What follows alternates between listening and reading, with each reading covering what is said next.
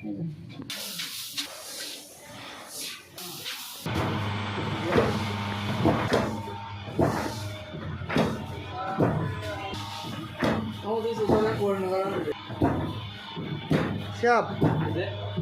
এখানে কি করতে আছিস? ধান ভাড়াতে আইছি। হ্যাঁ, ধান ভাড়াতে আইছি। এই জায়গায় নীল থেকে এই জায়গায় ধান মারা আছিস? ভাই ভাই এই খেতে ভাঙানো চাল ভালো হয় আর অনেকদিন থাকে, পোকা লাগে না। এতে কি খালি ধানই মারাই করা হয়? না ভাই, এতে আপনি একটা মিলি যত রকম হয় তাছাড়া বেশি হয়। একটা মিলি?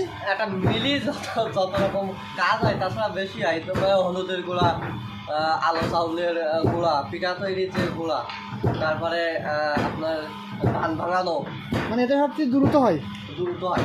ঝালের গুঁড়া, মানে এই হ্যাঁ একদম ন্যাচারাল যেভাবে হয় দেখি।